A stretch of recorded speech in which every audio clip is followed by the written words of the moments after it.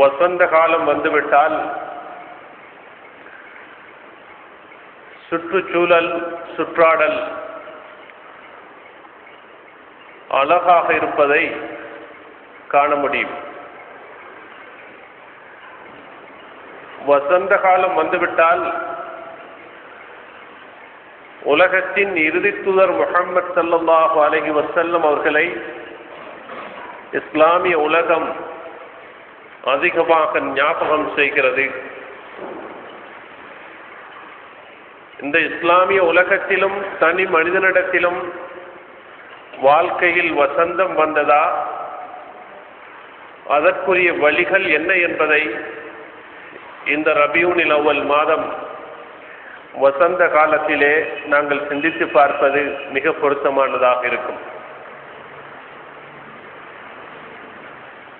அல் குர்ஆனிலே இறுதி தூதர் முஹம்மது ஸல்லல்லாஹு அலைஹி வஸல்லம் அவர்களை பார்த்து அல்லாஹு தஆலா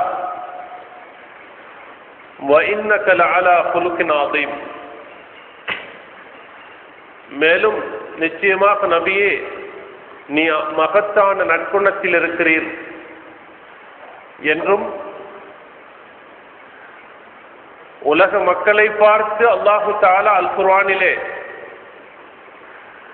லகத் கான லக்கும் ஃபீ ரசூலில்லாஹி உஸ்வத்துன் ஹஸனா,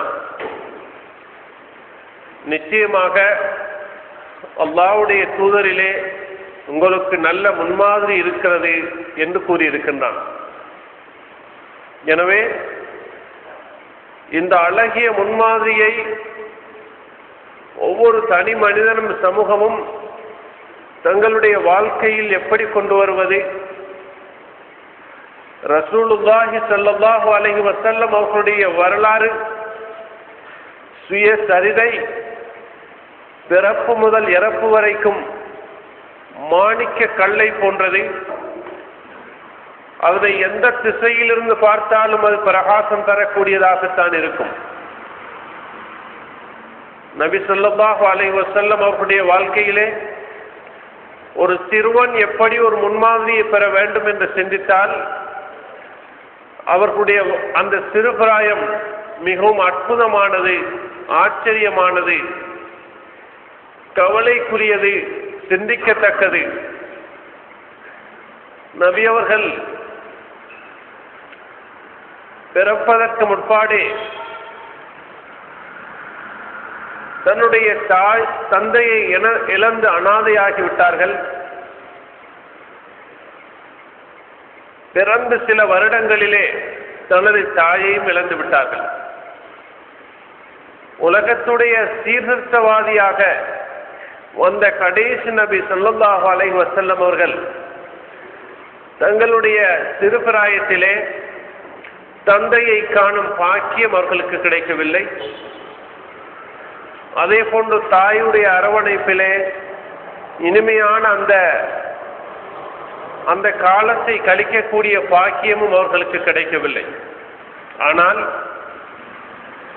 தந்தை இல்லாத காரணத்தினால், தாய் இல்லாத காரணத்தினால் சமூகத்திலே கெட்டு போனார்களா?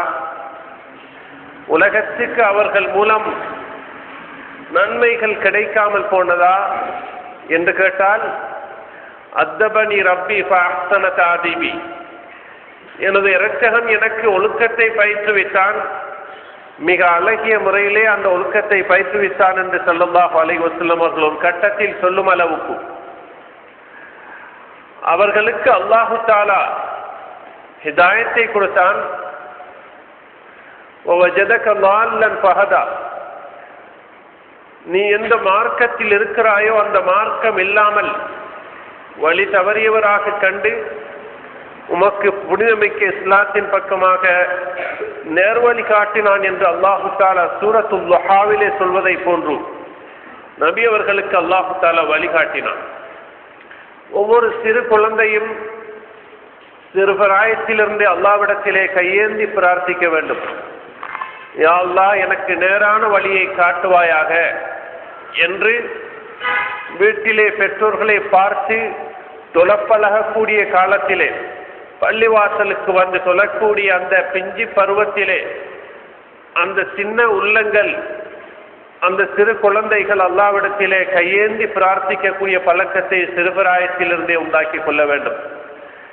யா அல்லாஹ், எனக்கு நேரான வழியை காட்டுவாயாக, இந்த உலக மக்களுக்கு என்னை ஒரு பொறுமதியான மனிதனாக பயனுள்ளவனாக மாற்றுவாயாக என்றெல்லாம் பிரார்த்திக்க வேண்டும். இது ஸல்லல்லாஹு அலைஹி வஸல்லம் அவர்களுக்கு அல்லாஹு தஆலா அவர்களுடைய நல்ல எண்ணத்தின் காரணமாக, அல்லாஹ்வின் மீது அவர்கள் வைத்த நம்பிக்கையின் காரணமாக, உள்ளத்தால் அல்லாஹ்விடத்திலே அவர்கள் பிரார்த்தித்து இருந்த காரணத்தினால், அல்லாஹ்வுடைய பேர அருளின் காரணமாகவும் அவர்களை அல்லாஹு தஆலா சொர்க்கத்தின் பக்கம் வழிகாட்டினான். வமா அர்ஸல்னாக இல்லா காஃபத்தல் லின்னாஸி பஷீரா வ நதீரா வலாக்கின் அக்ஸரன் நாஸி லா யஅலமூன். நபியே, முழு மனித சமுதாயத்துக்கும் நன்மாராயம் சொல்லக்கூடியவராக, அச்சமூட்டி எச்சரிக்கக்கூடியவராக நாம் அனுப்பியிருக்கிறோம். அதிகமான மக்கள் இதனை அறிய மாட்டார்கள் என்று அல்லாஹு தஆலா சொல்லும் அளவுக்கு ஸல்லல்லாஹு அலைஹி வஸல்லம் அப்படி இந்த தீனுடைய தாவாவுடைய பணியை பற்றி அல் குர்ஆன் சொல்லியிருக்கிறது. எனவே நபி அவர்களுடைய சிறு பிராயத்திலிருந்து சிறுவர்கள் பயனடைய முடியும்.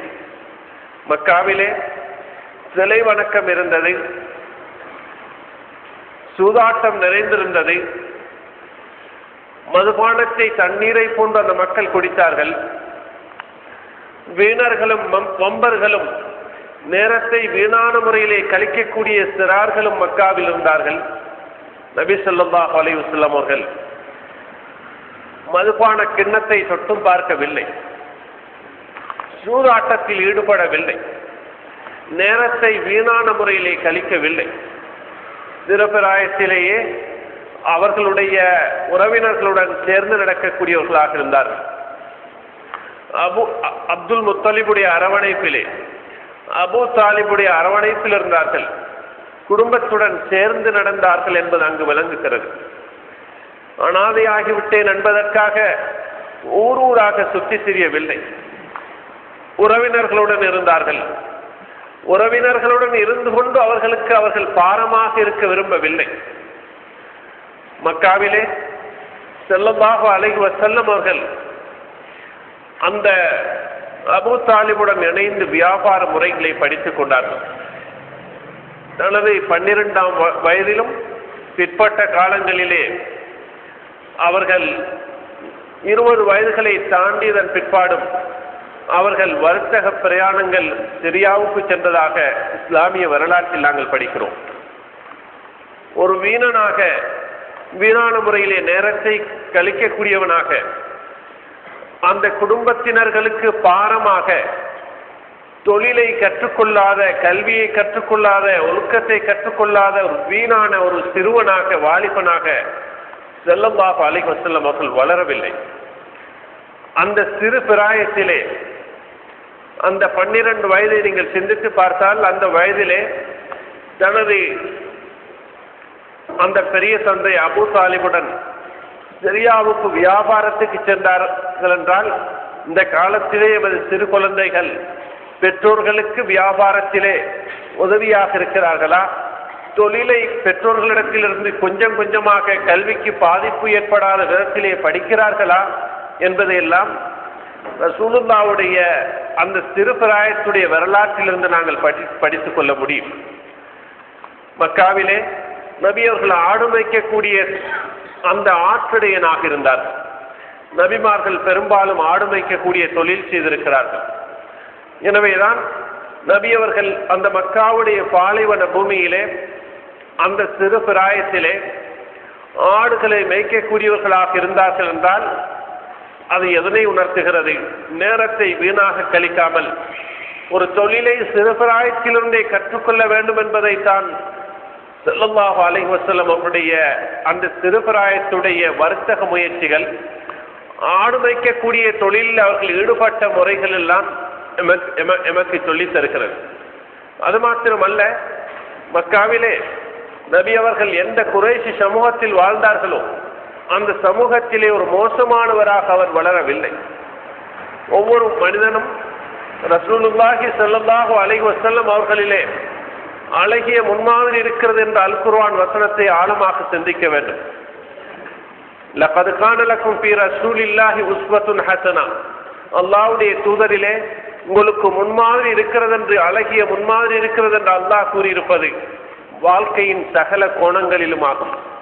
நபியுடைய சிறுபிராயத்திலும் அவர்கள் வளர்ந்து வந்த வாலிப பருவத்திலும் வாலிபர்களுக்கு ஸல்லல்லாஹு அலைஹி வஸல்லம் அவர்களிலே அழகிய முன்மாதிரி இருக்கிறது.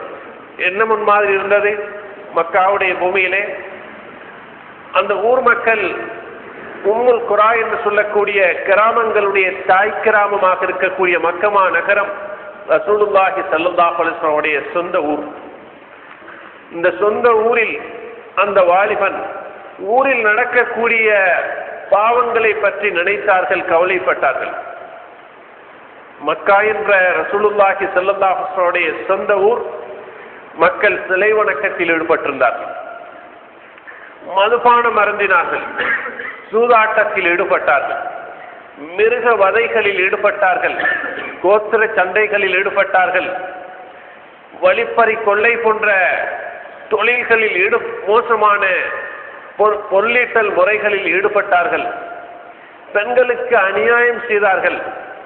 இவ்வாறு பல விடயங்களை நாங்கள் சொல்லிக்கொள்ள முடியும்.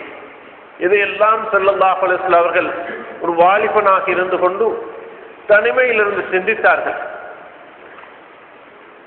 இவைகள் எல்லாம் எவ்வாறு தடுப்பதென்று யோசித்தார்கள். வாலிபர்கள் இதை சிந்திக்க வேண்டும், ஈமானிய உணர்வுள்ளவர்களாக இருக்க வேண்டும். நாங்கள் உலகத்திலே ஏனைய படைப்புகளை போன்று பிறந்து வளர்ந்து மண்ணோடு மண்ணாக செல்வதற்கு பிறந்தவர்கள் அல்ல. முஸ்லிம் சமுதாயத்தை பொறுத்தவரையிலே பாரிய பொறுப்புடன் உள்ளவர்கள்.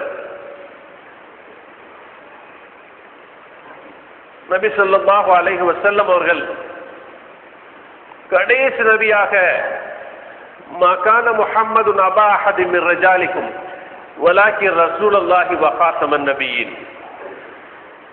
முஹம்மது ஸல்லல்லாஹு அலைஹி வஸல்லம் அவர்கள் உங்களில் ஆடவர்களில் யாருக்கும் தந்தையாக இருக்கவில்லை. ஸல்லல்லாஹு அலைஹி வஸல்லம் அவருடைய ஆண் குழந்தைகள் சிறுபிராயத்திலேயே மரணித்து விட்டார்கள். பெரிய ரிஜால், அந்த பெரிய மனிதர்கள் ஆண்கள் என்று சொல்லக்கூடிய அளவுக்கு அவர்களுக்கு குழந்தைகள் இருக்கவில்லை. சிறுபிராயத்தில் தங்களுடைய குழந்தைகளை எல்லாம் இழந்து விட்டார்கள், ஆண் குழந்தைகளை. என்றாலும் வலாக்கிர் ரசூலுல்லாஹி மகான முஹம்மது நபா அஹதி மின் ரிஜாலிக்கும் வலாக்கிர் ரசூலுல்லாஹி, அவர்கள் அல்லாஹ்வுடைய தூதுவராக இருந்தார்கள். வ காத்தமன் நபியின், இறுதி நபியாக இருந்தார்கள் ஸல்லல்லாஹு அலைஹி வஸல்லம் அவர்கள். நபி அவர்களுக்கு பின்னால் ஒரு நபி வரமாட்டார்கள். அவர்களுடைய குர்ஆன் வேதத்துக்கு பின்னால் வேதம் வராது. எனவேதான் இந்த பணியை முழு உலகத்தில் உள்ள ஒவ்வொரு வாலிபனும், ஒவ்வொரு சிறுவனும், ஒவ்வொரு வயோதிபரும், ஒவ்வொரு நடுத்தர வயதுள்ள உள்ளவர்களும் இந்த மாபெரும் பணியை செய்தாக வேண்டும். இன்று பாவத்தை பற்றி பேசுபவர்களும் அதற்காக ஊக்குவிக்கக்கூடியவர்களும் தான் சமுதாயத்தில் உலகத்தில் நிறைய காணப்படுகிறார்கள். அல்லாஹ்வுடைய தீனுடைய பணியை ஸல்லல்லாஹு அலைஹி வஸல்லம் அவர்களுக்கு பின்னால் ஒரு நபி வருவது இல்லை என்றால் அந்த பணியை உலகத்தில் உள்ள ஒவ்வொரு மூமினும் செய்தாக வேண்டும். சொர்க்கத்தை கொண்டு நன்மாராயம் சொல்லக்கூடியவனாக, நரகத்தை கொண்டு மக்களுக்கு அச்சமூட்டி எச்சரிக்கை செய்யக்கூடியவனாக உலகத்தில் உள்ள ஒவ்வொரு விசுவாசி மாற வேண்டிய காலத்துடைய தேவை இருந்து கொண்டிருக்கிறது. எனவேதான் ஸல்லல்லாஹு அலைஹி வஸல்லம் அவர்கள் மக்காவுடைய பூமியிலே தனிமையில் இருக்கிறார்கள். ஹிரா மலை குகையிலே அவர்கள் தனிமையிலிருந்து சிந்தித்தார்கள். அவர்கள் இச்சைகளுக்கு அடிமைப்படவில்லை. அவர்களுடைய அந்த தனி வாலிப பருவத்தில் 25வது வயதிலே அவர்கள் ஒரு அழகான ஒரு கன்னிப்பெண்ணை தேடி திருமணம் செய்யவில்லை. ஒரு விதவை கதீஜா ரலியல்லாஹு அன்ஹா அவர்களைத்தான், விதவைக்குத்தான் முதலாவதாக வாழ்வளித்தார். சுத்தமான வாலிபனாக இருந்த அந்த இளம் கட்டிலம் பருவத்திலே அவர்கள் தேடியது ஒரு விதவையைத்தான். விதவைக்கு வாழ்வளிக்க வேண்டும் என்பதை ஸல்லல்லாஹு அலைஹி வஸல்லம் அவருடைய அந்த வாலிபத்தில் இருந்து நாங்கள் படிக்கக்கூடிய மற்றொரு பாடமாக இருந்து கொண்டிருக்கிறது. இது கட்டாயம் இல்லை, ஆனால் நபி அவருடைய அழகான ஒரு சுன்னத். இதுவும் வாழ்க்கையிலே நபி அவர்களுடைய வாழ்க்கையில் உள்ள ஒரு உஸ்வா ஹஸனா, ஒரு அழகான முன்மாதிரி என்பதையும் நாங்கள் சொல்லிக் கொள்ள வேண்டும். இதை நாம் ஏன் சொல்கிறோம் என்றால், நபி அவர்களை பார்த்து இன்றைய உலகத்தில் சில தீய சக்திகள் முஹம்மது என்பவர் காம வெறியர் என்றெல்லாம் பல குற்றச்சாட்டுகளையும் சந்தேகங்களையும் பொதுமக்களிடத்தில் இருந்து பரப்புகிறார்கள். நபி அவர்கள் இச்சைக்கு அடிமைப்பட்டு காம வெறியனாக இருந்தால் அவருடைய கட்டிலம் பருவத்திலே முதலாக ஒரு அழகிய ஒரு கன்னிப்பெண்ணை முடித்திருக்க வேண்டும். ஆனால் ஒரு விதவையைத்தான் அவர்கள் திருமணம் செய்தார்கள் என்பதை சிந்திக்கும் பொழுது நாங்கள் இதனை தெளிவாக விளங்கிக் கொள்ள முடியும்.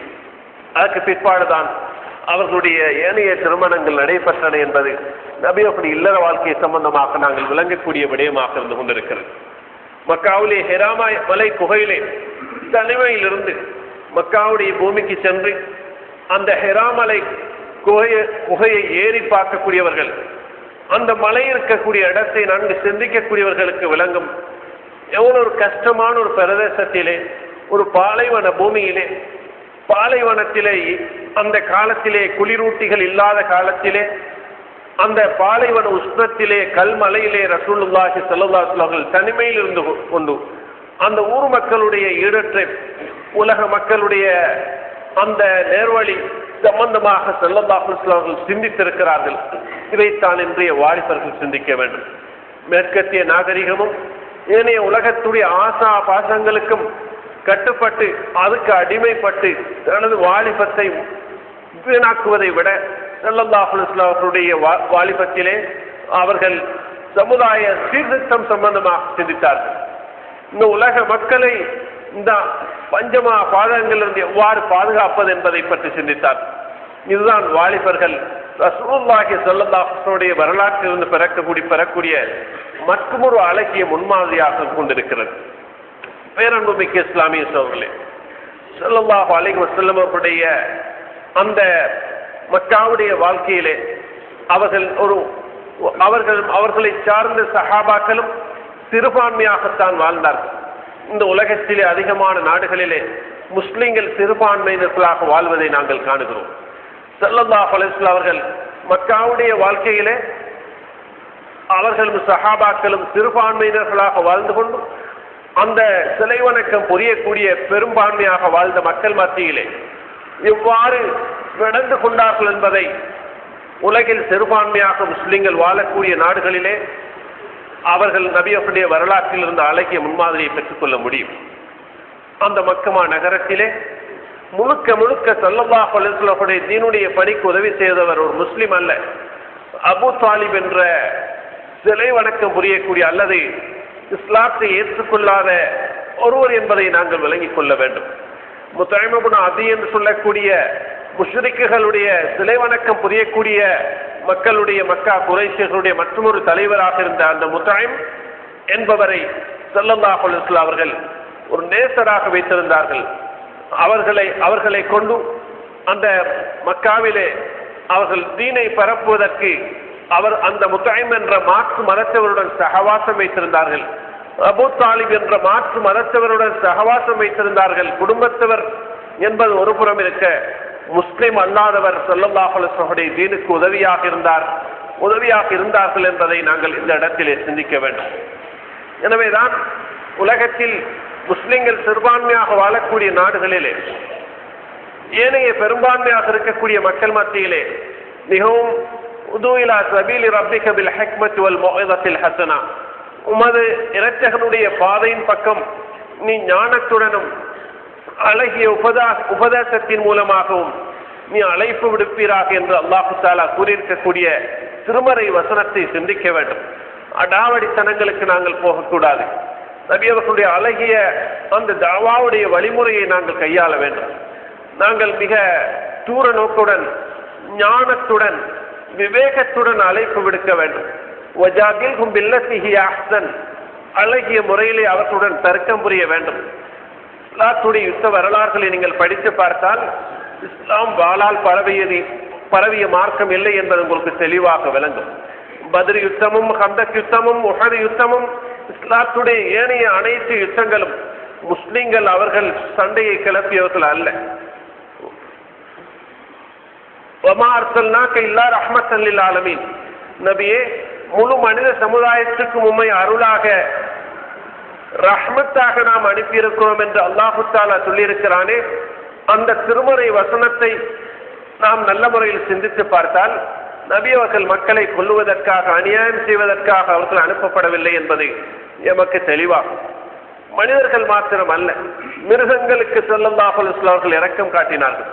நஹா ரசூலுல்லாஹி ஸல்லல்லாஹு அலைஹி வஸல்லம் அனித் தஹரீஷி பைனல் பஹாயிம், மிருகங்களுக்கு மத்தியிலே சண்டையிட வைத்து அந்த சண்டையை புதினம் பார்ப்பதை நபி அவர்கள் தடுத்தார்கள். நின்று போர் சேவல்களையும் சில மாடுகளுடைய கொம்புகளை கூர்மையாக்கி அவைகளை சண்டையிட வைத்து அதனை புதினம் பார்க்கக்கூடிய நாள் என்று கலாச்சாரத்தை நாங்கள் பார்க்கிறோம். மனிதனுடைய அழகான முகத்திலே குத்த வைத்து குத்து சண்டை போட்டிகளை நாங்கள் பார்த்து ரசிக்கக்கூடிய நிலையை நாங்கள் பார்க்கிறோம். நபியோகிடத்திலே ஒரு ஒட்டகம் வந்து முறையிட்டது. அந்த நேரத்திலே ஸல்லல்லாஹு அலைஹி வஸல்லம் அவர்கள் அந்த ஒட்டகத்துடைய சொந்தக்காரனை அழைத்து அன்புடன் இரக்கத்துடன் நடந்து கொள்ளும்படியாக அறிவுரை பகிர்ந்தார்கள். எனவேதான் மிருகங்களுக்கு ஸல்லல்லாஹு அலைஹி வஸல்லம் அவர்கள் ஜீவகாருண்யத்தை காட்டியிருக்கிறார்கள், இந்த உலகத்துக்கு சொல்லி இருக்கிறார்கள். உலகத்திலே மிருகங்களை வதைப்படுத்தக்கூடாது. இதா கதல்தும் ஃபஅஹ்சினுல் கித்லா, நீங்கள் கொண்டால் அழகான முறையிலே கொல்லுங்கள். வைதா தபஹ்தும் ஃபஅஹ்சினுல் ذبஹா, நீங்கள் அறுத்தால் அழகான முறையில் அருங்கள். வல்யுஹித் அஹதுக்கும் ஷஃப்ரதஹு வல்யுரிஹ் தபிஹதஹு, உங்களில் ஒருவன் அவனுடைய அறுக்கக்கூடிய அந்த கத்தியை கூர்மையாக்கி கொள்ளட்டும்.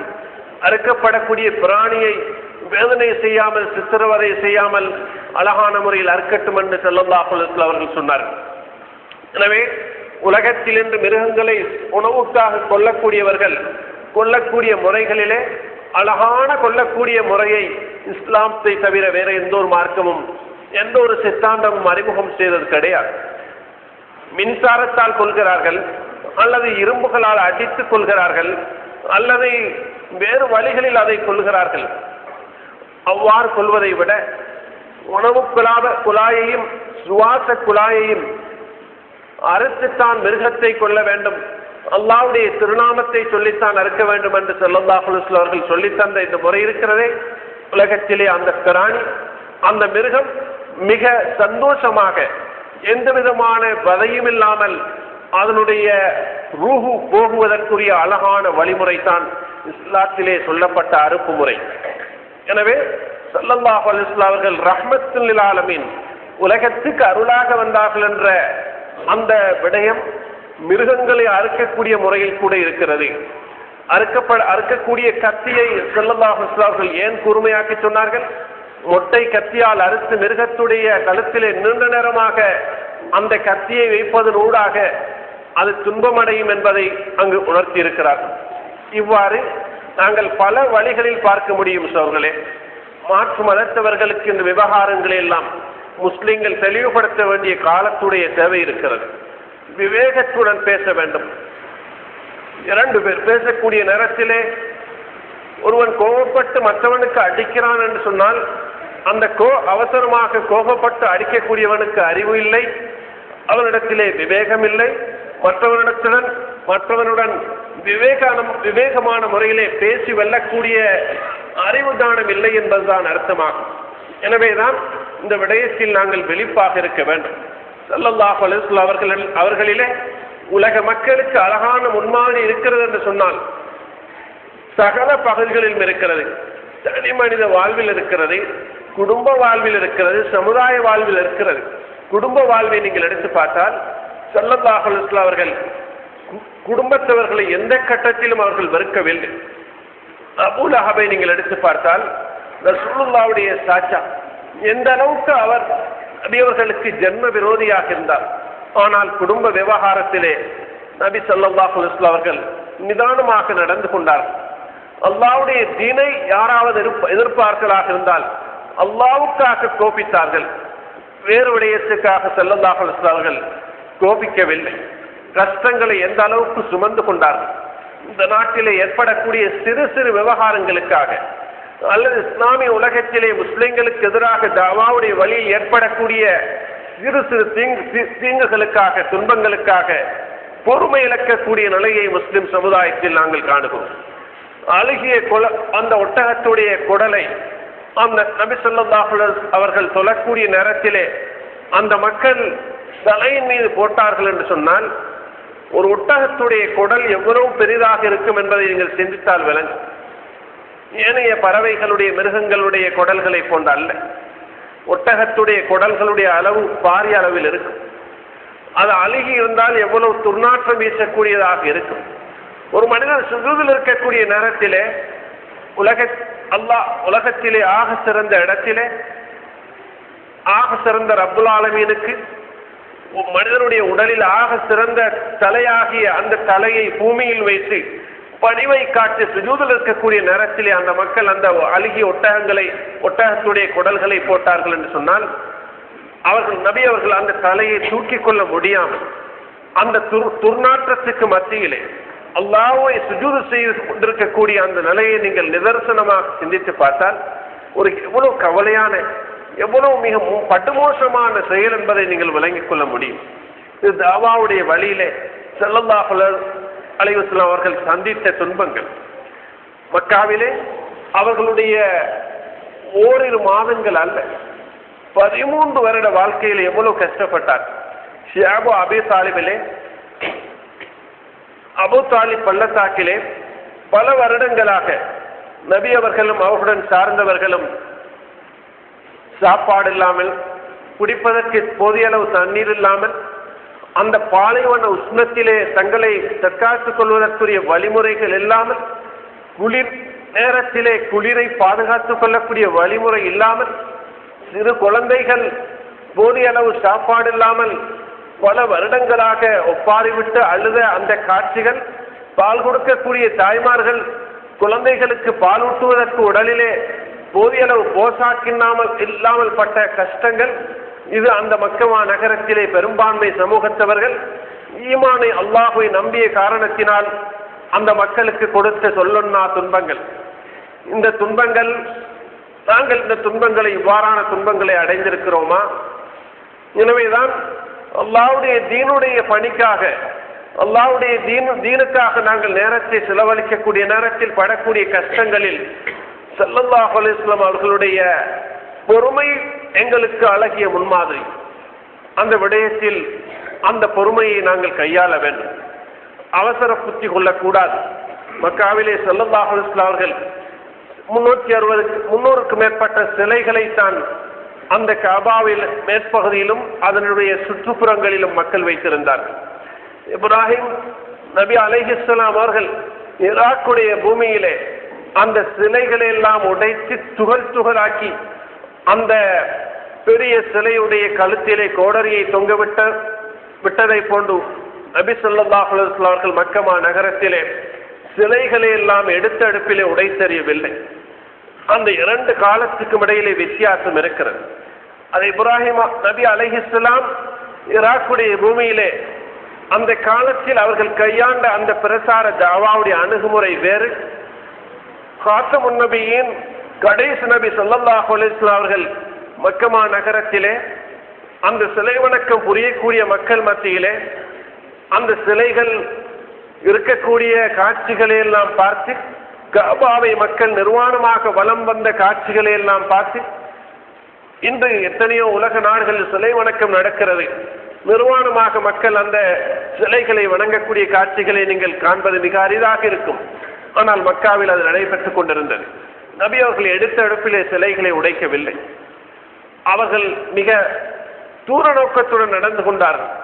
எங்களுக்கு தாவாவிலே அழகிய ஒரு முன்மாதிரியாக அந்த மக்கள் மத்தியிலே பொறுமையாக ஈமானுடைய உணர்வை ஏற்படுத்தினார்கள், அல்லாஹ்வுடைய நம்பிக்கை ஏற்படுத்தினார்கள்.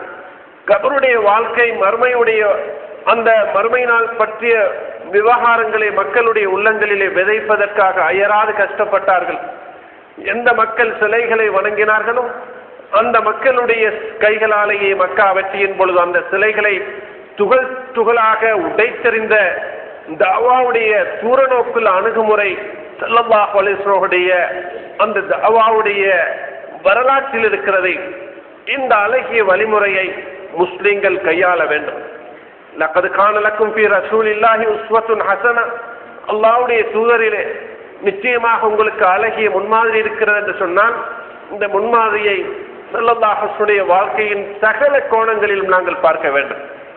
கதை சொல்வதல்ல, அந்த கதைகளை சொல்லிவிட்டு நாங்கள் காலத்தை கடத்துவதல்ல, நபியுடைய சுய வரலாறு வாழ்க்கையில் அமுல்படுத்துவதற்காக தரப்பட்டது. குர்ஆனுடைய 6000க்கும் மேற்பட்ட திருமறை வசனங்கள் எங்களுடைய நடைமுறை வாழ்க்கையிலே அமுல்படுத்துவதற்காக தரப்பட்டது. இல்லை என்றால் அல் குர்ஆனை அல்லாஹ் தஆலா 23 ஆண்டு காலத்தில் இறக்க வேண்டிய அவசியம் கிடையாது. விண்ணுலகத்தில் ஒரு புத்தகத்தை அனுப்பி வைத்திருக்க முடியும். அந்த புத்தகத்தில் 6000க்கும் மேற்பட்ட திருமறை வசனங்கள் இருப்பதாகவும், இது அல்லாஹுல் மஹ்ஃபூலிலிருந்து பிரதி செய்யப்பட்டதாகவும், இது அல்லாஹ்வுடைய புறத்திலிருந்து ஜிப்ரீல் மூலமாக மக்காவில் வாழ்ந்த முஹம்மது மீது கொடுக்கப்பட்ட புத்தகம் என்றும் அல்லாஹ் சொல்லியிருக்க முடியும். ஒரு வினாடியிலே குர்ஆனை கொடுத்திருக்க முடியும். ஆனால் அப்படி செய்யவில்லை. 23 ஆண்டு காலத்திலே கொஞ்சம் கொஞ்சமாக அல் குர்ஆனை அல்லாஹ் சுப்ஹானஹு வ தஆலா இறக்கி வைத்தான். நபியுடைய வரலாற்றுடன் நபியுடைய வாழ்க்கையிலே 40 வயது வரும் வரைக்கும் உள்ள வாழ்க்கை ஒரு பகுதி. அந்த பகுதியை விட அவருடைய 63 ஆண்டு கால வரலாற்றிலே 40க்கும் 63க்கும் இடைப்பட்ட 23 ஆண்டு கால வரலாறு இருக்கிறதே, அது மிக முக்கியமான வரலாறு. ஒவ்வொரு சிறு குழந்தையும் அதை படிக்க வேண்டும். ஒவ்வொரு வாலிபனும், ஒவ்வொரு நடுத்தர வயதுள்ளவரும் வயோதிகரும் படிக்க வேண்டும். எனவேதான் இந்த விடயத்தில் நீங்கள் கவனம் எடுப்பீர்களாக. பேரன்புமிக்க இஸ்லாமிய சகோதரர்களே, இந்த குறிப்பிட்ட அந்த 23 ஆண்டு கால வாழ்க்கையிலே கொஞ்சம் கொஞ்சமாக ஸல்லல்லாஹு அலைஹி வஸல்லம் அவர்கள் இந்த தீனை பரப்புவதில் எவ்வளவு கஷ்டங்கள் பட்டார்கள். இந்த பூகோள உருண்டையிலே ஆக கஷ்டமான பாலைவன பிரதேசத்திலே, உலக நாகரிக வரலாற்றிலேயே மிகவும் கஷ்டமான கரடுமுரடான வண்ணஞ்சம் படைத்த அந்த பாலைவன அரபு நாட்டு மக்கள் மத்தியிலே 23 ஆண்டு காலத்திலே உலக நாகரிக வரலாற்றுக்கு முன்மாதிரியாக இருக்கக்கூடிய, இந்த உலகம் அழியும் வரைக்குமே இந்த உலகத்துக்கு பொருத்தமான, எக்காலத்துக்கும் பொருத்தமான, எந்த மனித இனத்துக்கும் எந்த மொழி பேசக்கூடியவர்களுக்கும் பொருத்தமான இஸ்லாமிய சாம்ராஜ்யத்தை கட்டியெழுப்பிய வரலாறு, அந்த வரலாற்று சாதனை, அந்த அற்புதம் ஸல்லல்லாஹு அலைஹி வஸல்லம் அவர்களை சார்.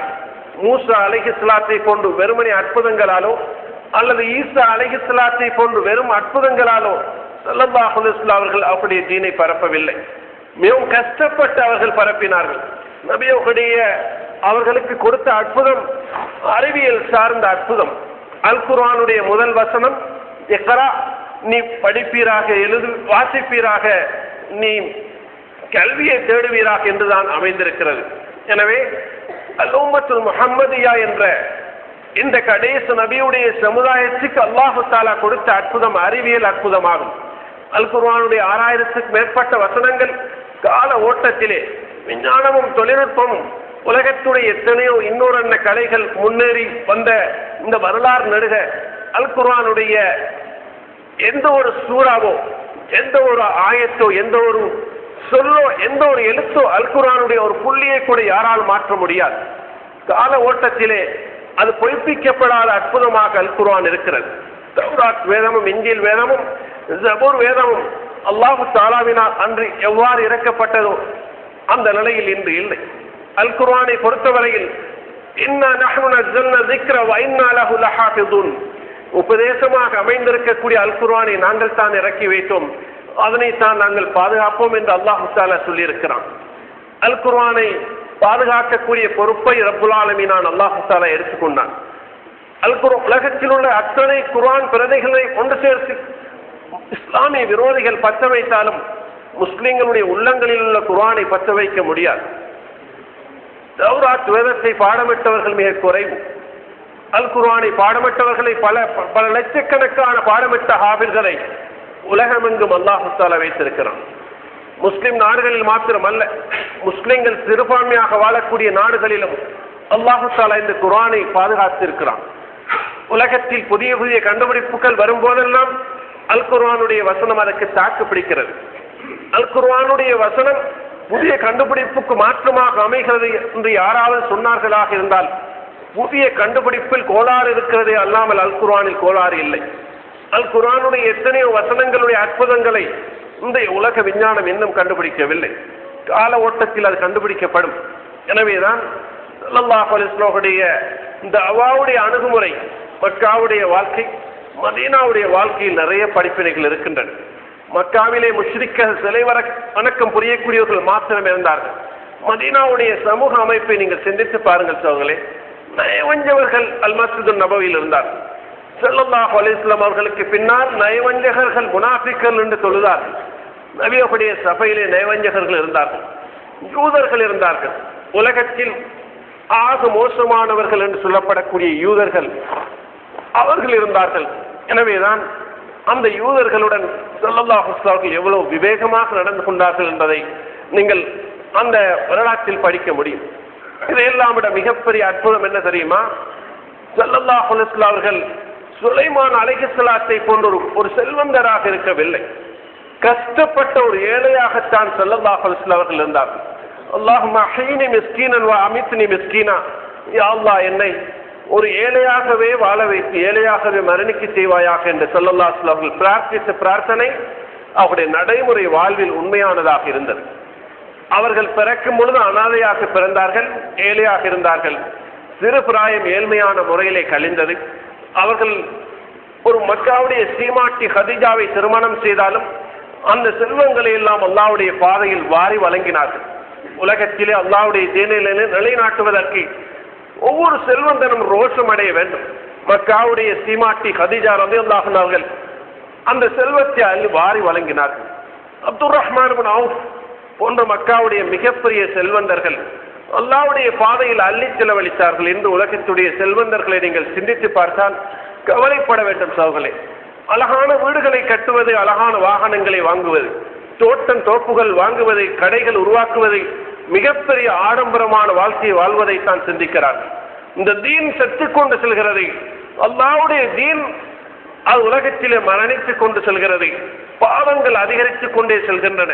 முஸ்லிம்களில் செல்வம் படைத்தவர்கள் அப்துர் ரஹ்மான் இப்னு அவுஃப் ரலியல்லாஹு அன்ஹு வரலாற்றை படிக்க வேண்டும். அபூபக்கர் சித்திக் ரலியல்லாஹு அன்ஹு வரலாற்றை படிக்க வேண்டும். உஸ்மான் ரலியல்லாஹு அன்ஹு வரலாற்றை படிக்க வேண்டும். முஸ்லிம்கள் தண்ணீர் இல்லாமல் கஷ்டப்பட்ட நேரத்திலே உஸ்மான் ரலியல்லாஹு அன்ஹு அவர்கள் ஒரு யூதனிடத்தில் ஒரு கிணற்றை வாங்கி அல்லாஹ்வுடைய பாதையிலே சதக்கா ஜாரியா என்று தர்மம் செய்தார்கள்.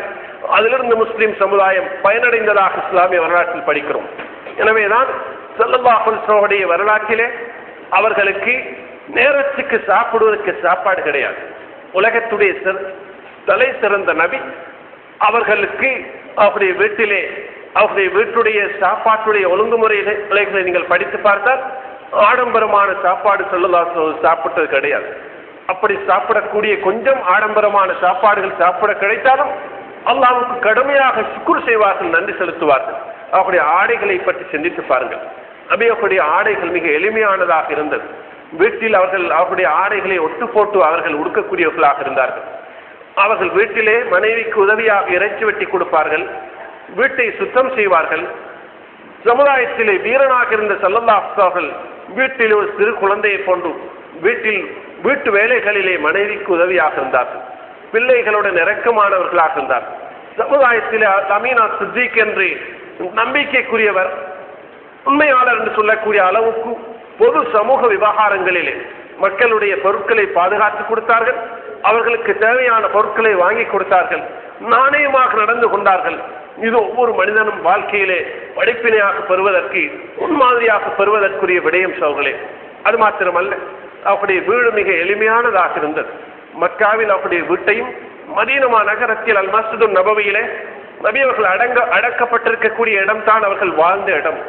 எவ்வளவு ஒரு சிறிய ஒரு வீடு! இந்த மாடா மாளிகையில் கோட கோபுரங்கள் கட்டக்கூடியவர்கள் சிந்தித்து பாருங்கள். நபியுடைய ஒரு மனிதனிடத்தில் செல்வம் இருந்தால் அந்த செல்வத்துடைய அடையாளம் வெளியாகுவதை ஸல்லல்லாஹு அலைஹி வஸல்லம் தடுக்கவில்லை. ஆனால் எல்லை மீறி அதற்காக செலவழிப்பது இஸ்லாம் தடுத்திருக்கிறது. குலு வஷ்ரபு வலா துஸ்ரிஃபு, நீங்கள் சாப்பிடுங்கள், குடியுங்கள், ஆனால் வீண்விரயம் செய்யாதீர்கள். எனவேதான் முஸ்லிம் சமுதாயம் இதில் சிந்திக்க வேண்டும். எத்தனையோ மிகப்பெரிய வீடுகளுக்கு பக்கத்திலே எத்தனையோ குடிசைகள் இருப்பதை அந்த வீட்டு எஜமானர்கள் மறந்து விட்டார்கள். மிக பெரும் வாகனம் வைத்திருக்கக்கூடிய எத்தனையோ செல்வந்தர்கள், பக்கத்து வீடுகளில் உள்ளவர்கள் சிறு சிறு ஒரு பயணங்களுக்கு அந்த செல்வதற்குரிய கூலிக்கு டெக்ஸி பிடிப்பதற்குரிய வழி இல்லாமல் கஷ்டப்படுவதை மாத்திரமல்ல, சில நேரம் அவர்களுக்கு நடக்க முடியாத வியாதிகளால் அவர்கள் கஷ்டப்படுவதை கூட அவர்கள் சிந்திக்க மாட்டார்கள். இதையெல்லாம் உணர வேண்டும் சோர்களே. ஸல்லல்லாஹு அலைஹி வஸல்லம் அவர்களுடைய அந்த வீட்டு அமைப்பு அப்படித்தான் இருந்தது. வாகனங்களுடைய அமைப்பு நபி அவர்கள் வாகனங்கள் மிக ஆடம்பரமான வாகனங்கள் பாவிக்கவில்லை. ஒரு சாதாரணமாக அவர்கள் கோவர் கழுதை அல்லது ஒட்டகம் குதிரை போன்றவைகளை பாவித்தார். சில கட்டங்களில் மாறி மாறி அவர்கள் பயணம் செய்யக்கூடிய நிலைக்கு வந்தார். எனவேதான் இந்த அமைப்பிலே நபி அவர்களுடைய வாழ்க்கையை அமைத்துக் கொண்டார்கள். ஒரு மனிதனிடத்திலே செல்வம் இருந்தால் அவன் தேவையான அளவுக்கு ஒரு வாகனத்தை வாங்கி பாவிப்பது இஸ்லாம் தடுக்கவில்லை. ஆனால் ஏழைகளையும் மறக்கக்கூடாது, எல்லை மீறி அந்த செல்வம் இருக்கக்கூடாது என்பதைத்தான் அந்த இடத்திலே வலியுறுத்தி சொல்லி இருக்கிறது. நபி அவர்கள் மரணிக்கும் பொழுது அவருடைய யுத்த கவசம் ஒரு யூதனிடத்திலே தானியங்களுக்காக அடகு வைக்கப்பட்ட நிலையில் தான் ஸல்லல்லாஹு அவர்கள் இந்த உலகத்தை விட்டு பிரிந்தார். இதை சிந்தித்து பாருங்கள். நபி அவருடைய ஜனாசா அந்த மரணம் நிகழ்ந்த நேரத்தில் அவர்கள் சாப்பாட்டுக்காக அந்த தானியங்களுக்காக ஒரு மாற்று மனிதனிடத்திலே மதத்தவனை அந்த யூதனிடத்திலே அப்படியே கவசத்தை அடகு வைத்து அவர்கள் தானியத்தை வாங்கிய நிலையிலே இந்த உலகத்துடைய இறுதி நபி மரணித்தார்கள் என்று சொன்னால் எவ்வளவு கவலைக்குரிய விடயம். மரணித்த தினம் நபியோடைய வீட்டிலே லாம்பு பற்ற வைப்பதற்கு கூட வசதி இல்லை என்று சொன்னால் நபியோடைய அந்த வீட்டில் இருந்த பொருட்களை பற்றி சிந்தித்து பாருங்கள். எவ்வளவு எளிமையான வீடாக இருந்தது. அந்த வீட்டில் உள்ள பொருட்களை பற்றி நீங்கள் படித்து பார்த்தால் கவலைப்படுவீர்கள். இதுதான் உலகத்துடைய ஒரு சிறந்த நபியுடைய வாழ்க்கை வரலாற்று சுருக்கம். சிறுபிராயம் தீனுக்காக கவலைப்பட்டு எளிமையான வாழ்க்கையாக இருந்தது. வாலிப பருவத்திலே சமுதாய கவலையில் கழிந்தது. தொழிலை படித்துக் கொண்டார்கள். அவர்கள் திருமணம் முடித்ததன் பிற்பாடு இன்தஹாயா ஹதீஜா அஹது நௌமி வர்ராஹா ஸல்லல்லாஹு அலைஹி வஸல்லம் 40வது வயதிலே ஹதீஜா ரலியல்லாஹு அன்ஹா அவர்களை பார்த்து சொன்னார்கள், ஹதீஜாவே, ஓய்வெடுத்த தூங்கிய காலம் முடிந்து விட்டது. இனி சமுதாயத்துக்காக நான் கஷ்டப்பட வேண்டும், அயராது உழைக்க வேண்டும் என்று அவர்கள் கஷ்டப்பட்டார்கள்.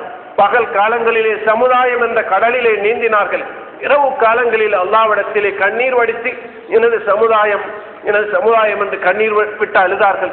இதுதான் ஒவ்வொரு சிறுவனும், ஒவ்வொரு வாலிபனும், ஒவ்வொரு வயோதிபனும் லக்கது கான லக்கும் ஃபீ ரசூலில்லாஹி உஸ்வத்துன் ஹஸனா, அல்லாஹ்வுடைய தூதரிலே உங்களுக்கு அழகிய முன்மாதிரி இருக்கிறது என்று அல் குர்ஆன் சொல்லி இருக்கிறது என்று சொன்னால் நபியுடைய சகல பகுதிகளிலும் அவர்கள் கால் வேண்டக்கூடிய அளவுக்கு வணக்கம் புரிந்தார்கள். முன்பின் பாவம் மன்னிக்கப்பட்ட நபியாக இருந்தும் ஏன் இப்படி செய்கிறீர்கள் என்று கேட்கப்பட்ட பொழுது அப்பலா குன் அபுதன் ஷக்கூரா, ஒரு நன்றி உள்ள அடியானாக நான் இருக்கக்கூடாதா என்று ஸல்லல்லாஹு அலைஹி வஸல்லம் சொன்னார்கள். இதுதான் ஸல்லல்லாஹுடைய வணக்க வழிபாட்டுடைய ஒரு உதாரணம். அது மாத்திரமல்ல, தொழில் துறவுகளை எடுத்துக்கொண்டால் ஹலாலான முறையிலே தொழில் ஈடுபடுவதை நபி அவர்கள் ஆடு வைத்தது ஊடாக, வர்த்தகத்தில் ஈடுபட்டதன் ஊடாக நாங்கள் தெளிவாக விளங்குகிறது. இன்னல்லாஹ யுஹிப்புல் அப்தல் முஹ்தரிப், தொழில் செய்யும் அடியானை அல்லாஹ் நேசிக்கிறான் என்று ஸல்லல்லாஹு அலைஹி வஸல்லம் சொன்னார்கள்.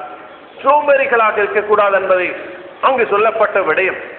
ஆத்துல் அஜீர் அஜ்ரஹு கப்லா யஜிஃப அரகுஹு, ஒரு கூலி வேலை செய்யக்கூடியவன் அவனுடைய வியர்வை காய்வதற்கு முற்பாடு அவனுக்கு கூலியை கொடுத்து விடுங்கள் என்று ஸல்லல்லாஹு அலைஹி வஸல்லம் பாட்டாளி வர்க்கத்துக்காக குரல் கொடுத்தார்கள். எனவேதான் இவ்வாறு பல விடயங்களை நாங்கள் சொல்ல முடியும்.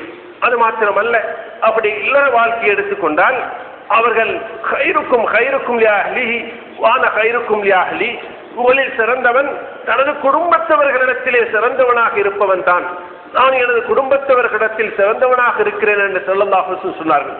மனைவிமாரை சிறந்த முறையில் நடத்தினார்கள், பிள்ளைகளை சிறந்த முறையில் நடத்தினார்கள்.